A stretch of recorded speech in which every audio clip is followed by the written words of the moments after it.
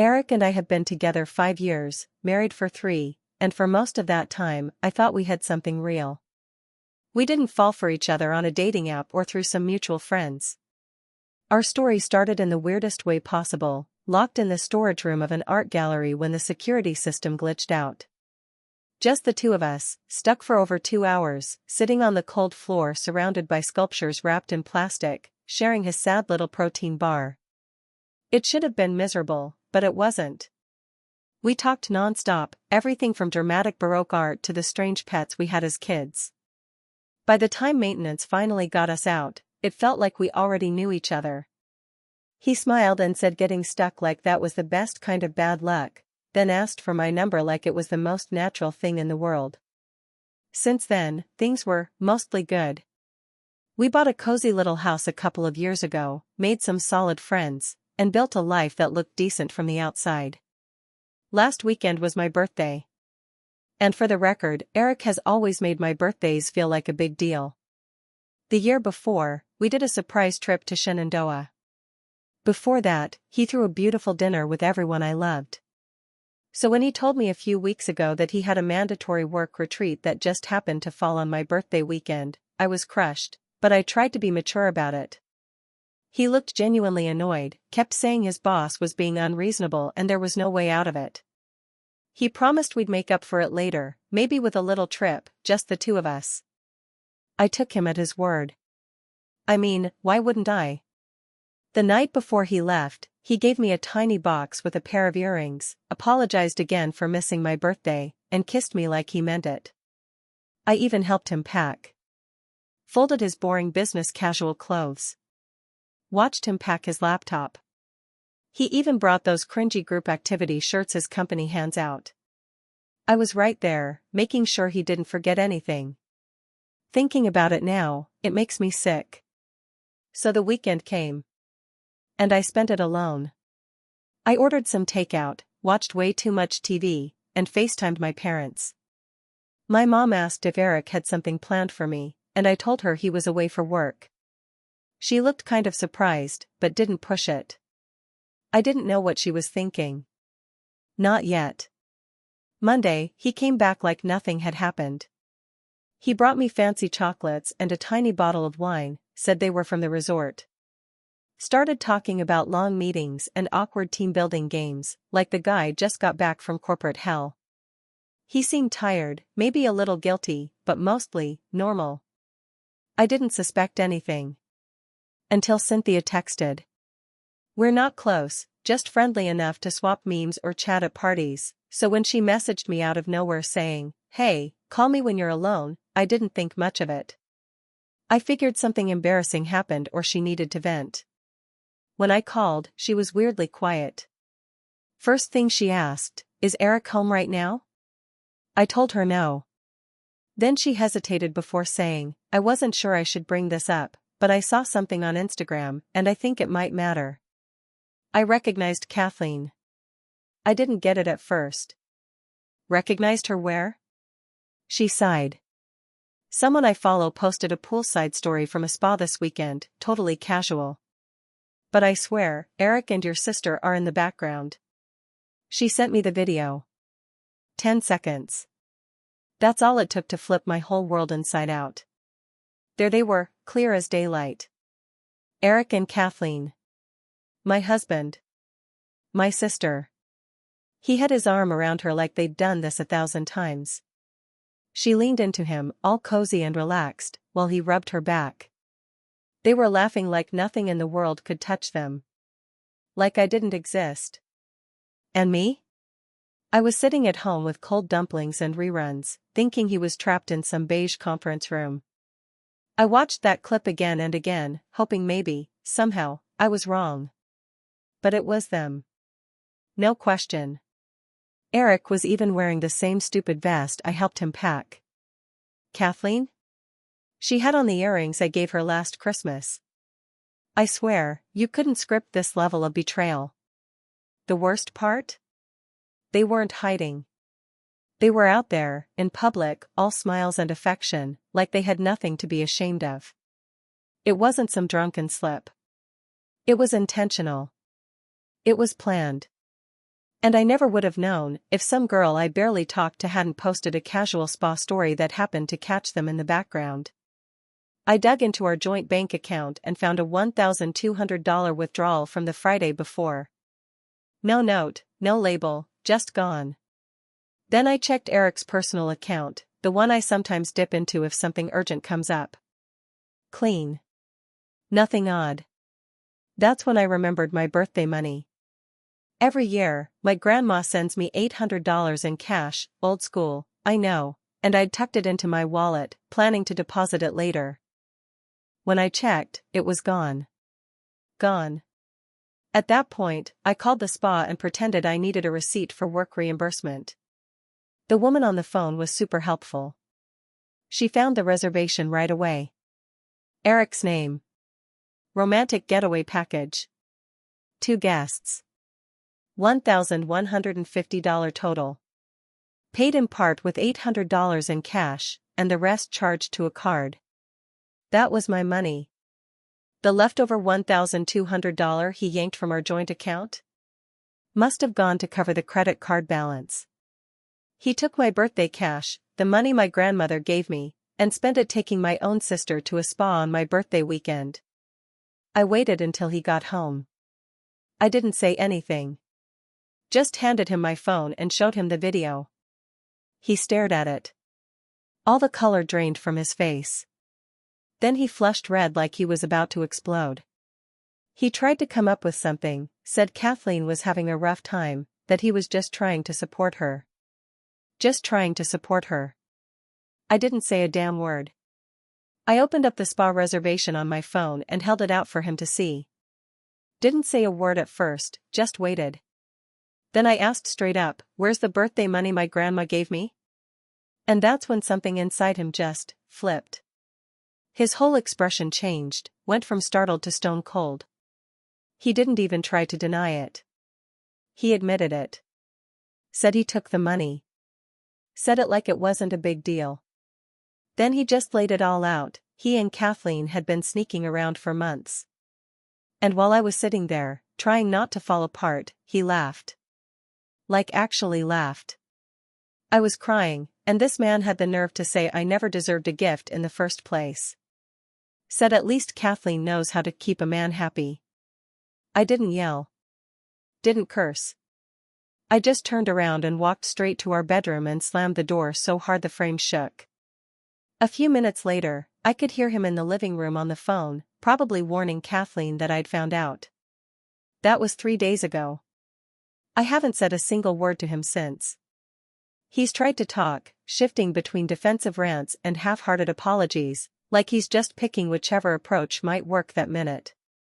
This morning, he got dressed for work and pretended things were normal. Tried to say goodbye, but I didn't even look at him. He snatched his jacket off the hook like it had insulted him. I haven't called my parents. Haven't confronted Kathleen. Haven't told anyone, except Reddit. It still doesn't feel like this is my life. I wake up, and for a second, everything feels normal. Then it all crashes back down, and I'm just this ghost version of myself, floating through the motions. The part that plays on repeat in my head isn't even the affair. It's the fact that he stole my birthday money my grandmother sent me, so he could treat my sister to a romantic weekend. Who the hell does that? It makes my hands shake just thinking about it. Last night, I sat there on my phone at 3 a.m., Googling divorce lawyers like I was searching for a recipe. I've started collecting receipts, literally. Screenshots of the bank charges, the spa confirmation, photos from that cursed Instagram video. But honestly? I'm lost. I have no idea what I'm doing. Should I go confront my sister? Talk to my parents? Toss all of his crap out onto the lawn like in the movies? Sorry for the ramble. I guess I just needed anyone, to hear this. 2 weeks since I found out my husband and my sister have been sleeping together behind my back. And it still doesn't feel real. Like I'm stuck in some off-brand soap opera, waiting for the scene to change. The first few days were a blur. We were just existing in the same house, barely speaking. He'd keep trying to corner me into a conversation, asking if we could talk like adults, like that would fix anything. I didn't want to hear a single word from him. So I'd leave the room. Or throw on headphones and pretend I didn't hear. I felt numb. Hollowed out. Then Kathleen had the audacity to text me. Just one message, "I'm sorry. It just happened. I didn't mean for it to." Like what? She tripped and landed in my husband's lap. No. That's not how that works. This wasn't a one-time mistake. They made choices, again and again. And she knew. She knew it was my birthday. She knew I'd be alone. And that's what she sends me? I didn't reply. I just forwarded the message to my mom with the caption, "Ask Kathleen what this is about." I couldn't explain it. Didn't have the energy. But I knew Mom would call her. And she did, hard. Less than an hour later, my phone was blowing up with missed calls and texts. My mom. My dad. Voicemails stacking up. I let them sit for a while before I finally picked up. Mom was already crying when she answered. She'd talked to Kathleen. And Kathleen told her everything.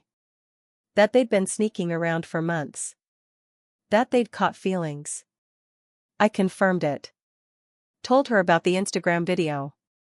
The receipts. The birthday money. All of it.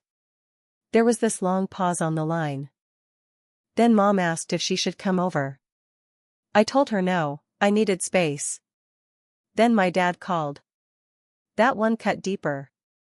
He just asked if I was okay. If I needed anything. If I had money. His voice cracked halfway through, and I just lost it. I hadn't cried all day until that moment. But something about hearing my dad sound broken just undid me. Later, our family group chat exploded. Kathleen dropped the bomb herself. Tried to paint it like some tragic, messy love story. We didn't mean to hurt anyone and we tried to resist it. Benjamin, our older brother, was not having it. He tore into her, called her selfish, deluded. Mom replied with like 6 shocked emojis. Dad said he was profoundly disappointed. I muted the chat. Couldn't take any more of the emotional yo-yo. That's when I realized I needed to stop spiraling and start doing something.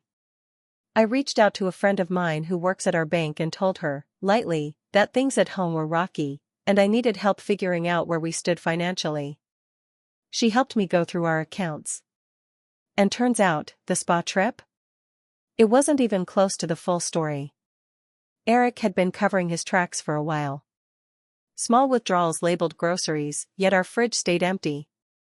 Work trips that didn't line up with anything on his actual calendar. Then the real kicker, he had 3 credit cards I didn't even know existed. All in his name, but 2 had me listed as an authorized user. Except he had it set so that any alerts or cards tied to my name only went to his email and mailing address. No physical card ever showed up for me. I didn't even know that was a thing.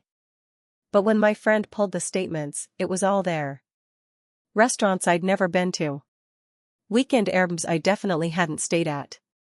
3 days before Kathleen's birthday, I found a $300 necklace charge on our account. Seriously? A necklace? I confronted him the next morning, still trying to keep my voice steady, but I was already shaking inside. The second I brought it up, he got defensive. Said I was too uptight about money and that he needed more freedom. Freedom? Really? So apparently, sneaking off to boutique hotels with my sister now counts as some kind of personal liberation? When I asked about the secret credit cards, he told me they were just in case of emergencies.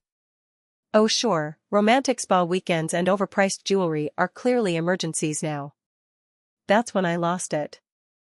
I grabbed his favorite mug, the Darth Vader one he's had for years, and smashed it against the wall. Shards everywhere. He stared at the pieces, called me insane, and stormed out like he was the victim. We haven't really spoken since. Just angry yelling from his side or sulking silence. The next day, I booked a consultation with a divorce attorney. She was calm, sharp, and, thank God, completely on my side. She walked me through what to gather: documents, financial records, lists of shared assets. Told me not to leave the house yet and to start keeping track of what was bought using joint funds versus personal gifts. It was a lot to take in, but it gave me something to focus on besides spiraling. I also went to urgent care and got a full panel of STI tests. Negative across the board. But explaining why I needed them? Humiliating. The nurse was kind, but I still felt like I'd been hit by a truck. While I was trying to keep it together, Eric suddenly flipped the script. He started love-bombing hard, flowers at the door, teary apologies, the whole "let's do therapy, I can change" act. I didn't give him anything back. And just like that, the charm ran dry. Then it was my fault again. Now I was giving up too easily, not even trying, like it was some high school group project instead of my freaking marriage. He cycled through emotions like clockwork, pouting, snapping, guilt-tripping. It was exhausting. Then came the final straw. One afternoon, my office had a power outage and they sent us home early. When I walked in, I heard Eric in the kitchen on the phone. He didn't know I was there. His voice was low, serious. I crept closer, then heard it. "Just give her some space, I'm handling it. Once this blows over, we'll figure things out." He was talking to Kathleen. I didn't say a thing. Just walked in, grabbed my water bottle, and walked right back out. He hung up fast. Didn't follow. Didn't say a word. That night, I called my cousin Justin. He owns a rental house that's currently empty while he renovates. I barely made it halfway through explaining before he interrupted me. "It's yours," he said. "No pressure. Pay what you can. Get out of there." I cried again, but this time it was relief. Since then, I've been moving what I need, just the important stuff. Paperwork, a few clothes, the sentimental things I couldn't leave behind. All while Eric is at work, still pretending everything is salvageable. I opened a brand new bank account at a different bank, set up alerts, and started separating my finances from his. Quietly preparing to walk away clean. Then, as if he hadn't wasted enough of our money, Eric went and ordered a $2,100 watch. Said it was for work, to make the right impression in meetings. Please. It was just another ego purchase to distract himself from the mess he caused. Delivery was scheduled for a weekday when I'm usually at the office. But I'd swapped shifts that day, and when the courier rang the bell, I answered. Signed for it. And yeah, curiosity got the best of me. I opened the package. There it was, some shiny, ridiculous, luxury timepiece. For a second, I thought about leaving it out in plain sight as evidence. But then I thought, why should I? It was paid for out of our joint account. So I looked up the store's return policy. Turns out, as long as the watch was unopened and I had proof of the joint purchase, they'd allow an in-person refund. No questions asked. I drove to the nearest store that same day. Brought the receipt, showed the bank transaction. The clerk scanned it, nodded, and processed the return. The money hit the account less than an hour later. And I was already watching for it. As soon as it landed, I transferred my half into my new account. He probably won't notice until he tries to show it off. Let him be surprised. Right now, Eric is out of town for a real work conference. He has no idea what he's coming home to. Half the house is empty. The divorce papers are drawn. And he's walking straight into the reality he tried to dodge. I don't know exactly what comes next.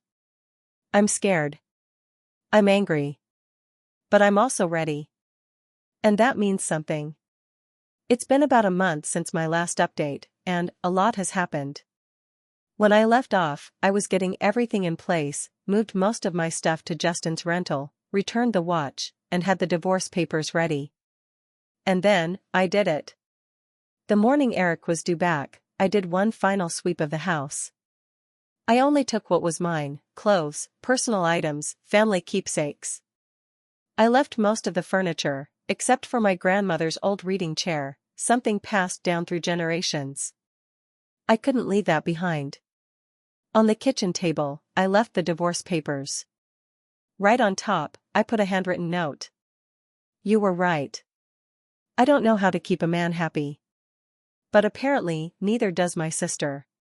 Next to it, my house key. And my wedding ring. Then I locked the door and walked away. That first night in my new place felt surreal. I was free, technically. But I felt like I was watching it all happen to someone else. I turned my phone off because I knew what was coming. And I wasn't ready for the storm. When I turned it on the next morning, it exploded. 27 missed calls from Eric. 12 from Kathleen. 5 from my mom. Eric's voicemails were a ride. First confused, where are you? Did you go to your parents? Then furious, what the hell is this? We need to talk, now. And finally desperate, please call me. We can fix this. I'm sorry. I made a mistake. Kathleen's texts were all about Eric pulling away from her. She didn't even know I'd left yet or that the papers had been served. Classic. My mom's messages were simple, she was worried, checking to see if I was safe. Said Eric had called her, freaking out, trying to find me. I just texted her back, I'm okay. I just need time. And that was it. I haven't responded to Eric or Kathleen. Not one word. Around midday, I got an email from my lawyer. Apparently, Eric had already reached out to her office. She reminded me, firmly, not to speak to him directly about anything related to the divorce. If he sent messages, she said, just forward them to her and let her handle it. And honestly? That boundary felt like a lifeline. One less thing to carry. The next few days were a blur of practical chaos.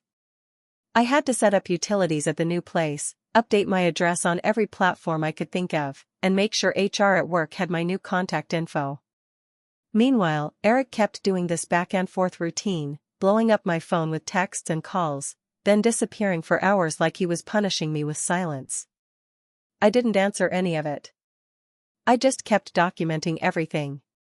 Screenshots, call logs, timestamps, everything. And then came something I truly didn't expect. 5 days after I walked out, Kathleen showed up. At my job. I was walking out to my car after a long shift when I spotted her leaning against a lamppost in the parking lot, arms folded tight, eyes puffy like she'd been crying all day. The second she saw me, she pushed off the pole and started heading toward me quickly. I almost turned around and kept walking. Every part of me wanted to. But she called my name, loud enough that a couple of my coworkers looked over. I didn't know where else to go, she said. She didn't ask to talk, didn't say she was sorry. Instead, she launched into this long, messy monologue about how Eric had ghosted her. How he'd made promises, told her things, said he loved her, and now, nothing. Said our parents were shutting her out. And then she hit me with, I know you hate me, but you don't understand. He used me too. I thought he actually cared. It wasn't an apology. Not even close. It was her trying to shift the story, trying to make herself the one who got hurt. Like she expected me to feel bad for her. I just stood there, staring. She moved a step closer and dropped her voice. You're not the only one who got hurt, you know. I looked her in the face. And for the first time since this whole thing started, I felt nothing. Not rage. Not pity. Not sadness or vengeance. Just this hollow emptiness. I told her flatly, I can't help you. Told her to call our brother, Benjamin, if she needed someone. And when she reached for my arm, I pulled back so hard she nearly lost her balance. Then I got in my car and drove away without another word. That night, she texted me from a different number. He's changed. I think he still loves you. We made a mistake. I stared at the message for what felt like forever. Then I took a screenshot and sent it to Eric, no caption, no explanation. He called me almost immediately. I didn't pick up. An hour later, I got a message from him. It wasn't like that. She's lying.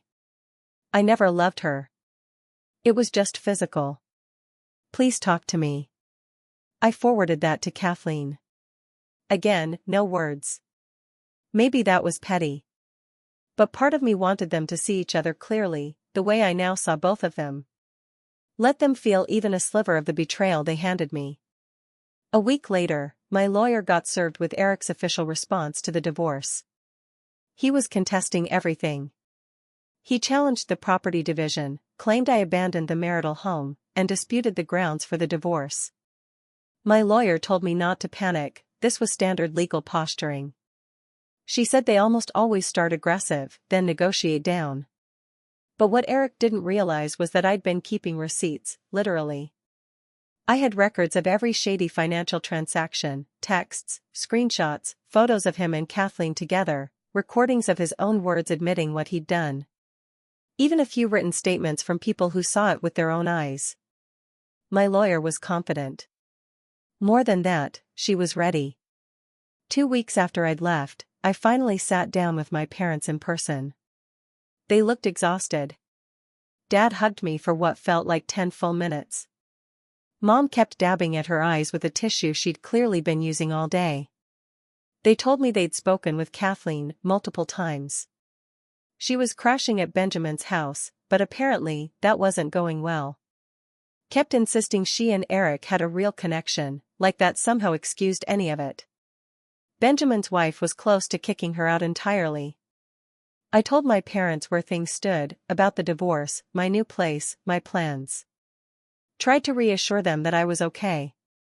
It wasn't totally true, but I could tell they needed to hear it. Then Dad said something that threw me. He told me they'd already spoken to a family attorney about removing Kathleen from their will. I was stunned. Told them that wasn't necessary, she was still their daughter. But Dad just shook his head. Said actions have consequences. Said they raised us to be better than this. 3 weeks in, my lawyer called with more bad news. Eric had pulled about $7,000 from our joint savings. Thankfully, I'd already transferred most of my share to my new account. Still, it felt like he'd broken into my life again. Like he was still finding ways to take from me. My lawyer jumped into action. Filed for emergency orders to freeze what was left of our joint assets. We had a court date scheduled for the following week. But then, 2 days before that hearing, something changed. Eric's attorney reached out. Suddenly, he wanted to settle. Said he'd agree to my property division terms, if I agreed not to cite adultery in the public record. No details. No finger-pointing. Just a quiet, mutual divorce. My lawyer told me it was a solid offer. Less mess. Less time in court. I'd walk away with what I wanted. But it felt suspicious. Why the sudden shift? Why the concern about how it was documented? Later that evening, I got a message from yet another unfamiliar number. It was Kathleen. Eric's boss found out about us. He's in trouble at work. Please don't make it worse for him. And there it was. His company had a strict code of conduct, especially for someone in his position. If adultery was cited, especially with names attached, he could lose everything. That's why he wanted to settle. I told my lawyer I'd agree, but only if Eric covered all legal fees. Every penny. They pushed back. We went back and forth. Eventually, they agreed he'd pay 80%. We signed the settlement last week. Yesterday was the first full day I didn't cry. Not even once. I got up, went to work, had lunch with a coworker, came home, made dinner, watched an episode of a show I used to love, and went to bed. It doesn't sound like much. But to me, it felt like a small, solid win. A tiny reminder that life is still mine. And I'm slowly, quietly taking it back. This morning, I woke up to 15 missed calls, all from that same random number Kathleen had been using. Didn't even bother listening to the voicemails.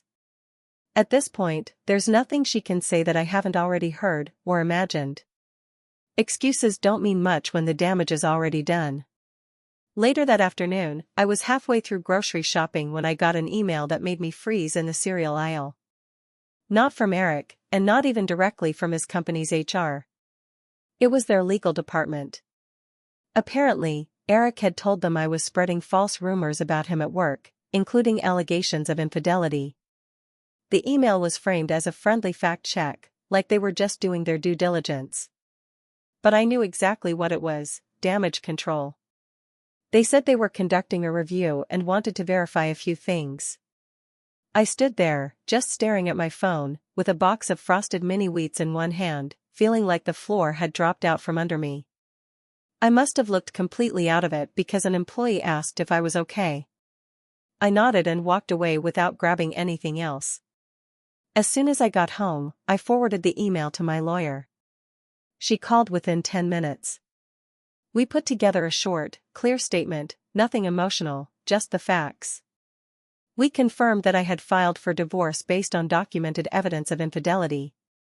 Added that I had never discussed Eric's personal life with his employer or any of his coworkers. We included screenshots and a redacted version of the spa receipt. Just enough to get the point across. It was professional. Factual. Bulletproof. About an hour after sending it, we got an auto-reply saying the recipient was out of office. So now, I wait, again. That evening, Benjamin called to check in. He mentioned that Kathleen had finally moved out of his house the day before.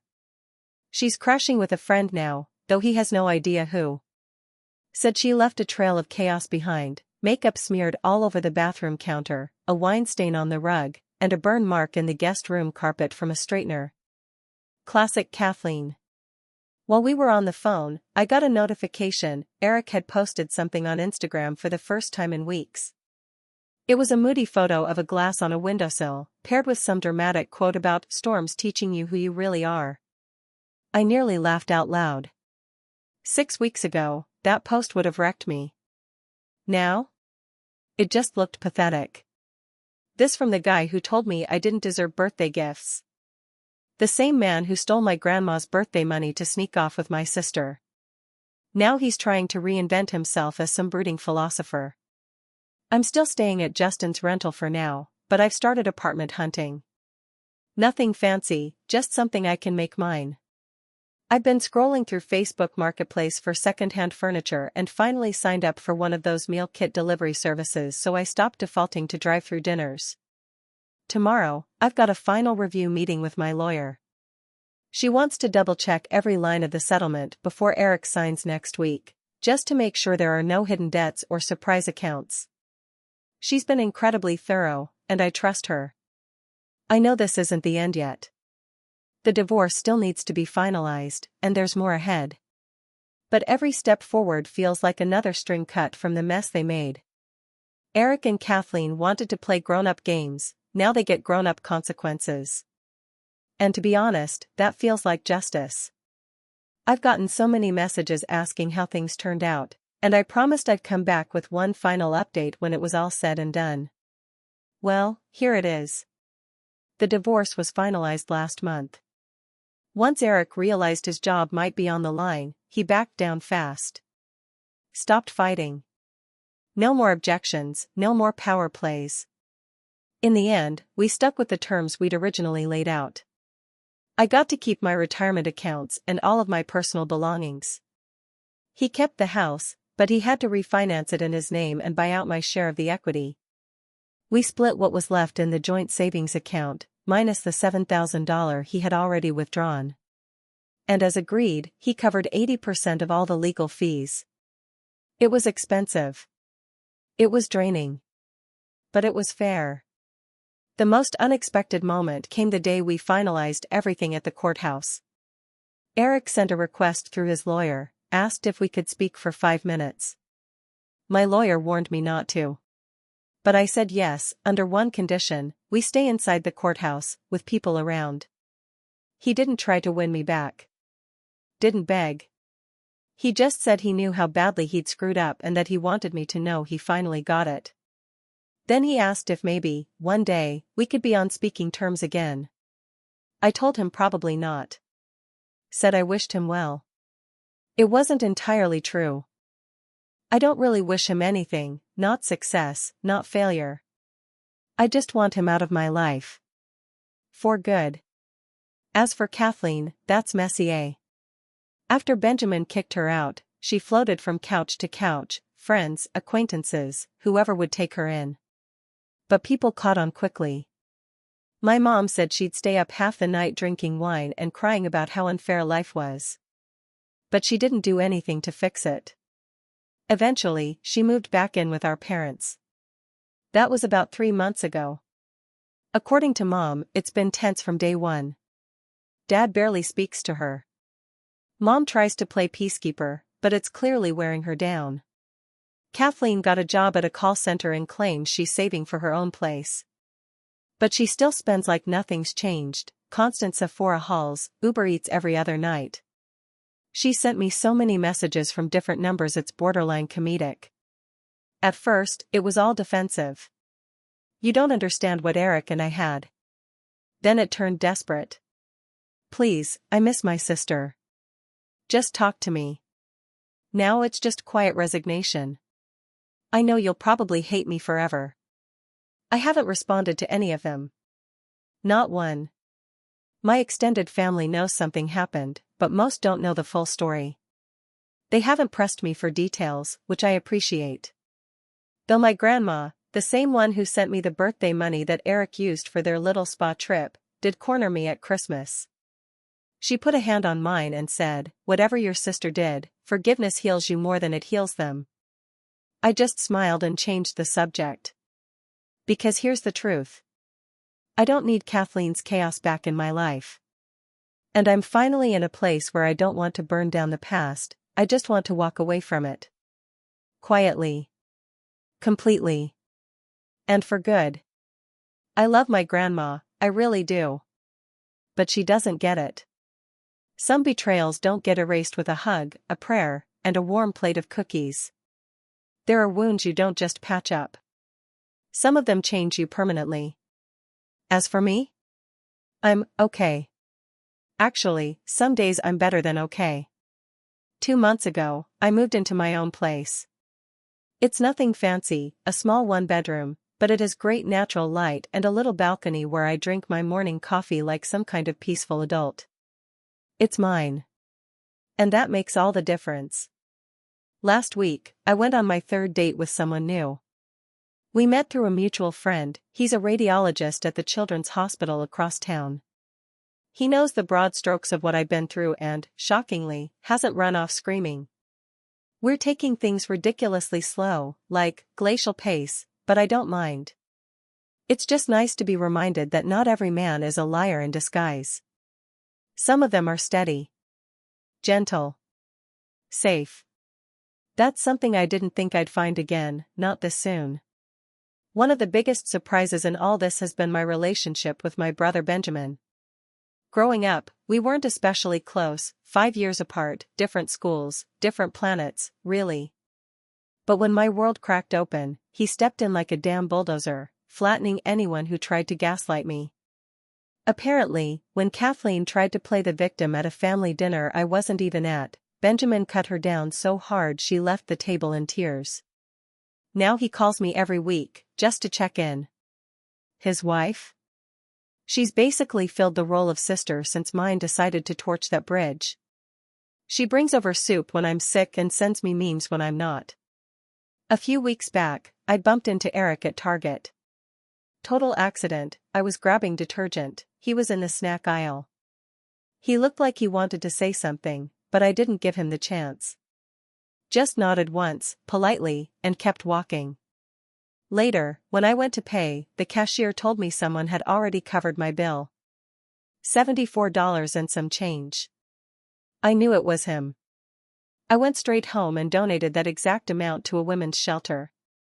I don't want his pity. I don't want his money. I want distance. Remember that money I got back from returning the ridiculous $2,100 watch he bought during all this chaos? I used it to book something for myself. Next month, I'm flying to Costa Rica for my 30th birthday. Just me. I'm staying in a little beachfront cabin, planning to try surfing for the first time, maybe take a few yoga classes, sleep without waking up in a panic. It's not about running away. It's about stepping into a new chapter. One where I'm not someone's backup plan, or safety net, or collateral damage. I deleted my old Instagram account. Too many memories, too many photos that used to make me smile and now just make me ache. I started a new, private one, just a small circle of people who really know me. Who stayed. I've also been learning how to cook real meals, not just microwaving frozen stuff and calling it dinner. Nothing fancy, but there's something grounding about chopping vegetables and listening to music in a quiet kitchen. It feels like reclaiming something. As for Kathleen, I don't know. Some days, I feel like the sister I once knew and loved vanished the moment she made that choice. Other days, I catch myself remembering her as a little kid, clumsy, loud, always stealing my clothes, and I wonder if any piece of that bond still exists beneath all the wreckage. Maybe it does. Maybe it doesn't. Either way, I'm not rushing to find out. Some things take time. And right now, time is something I'm giving to myself.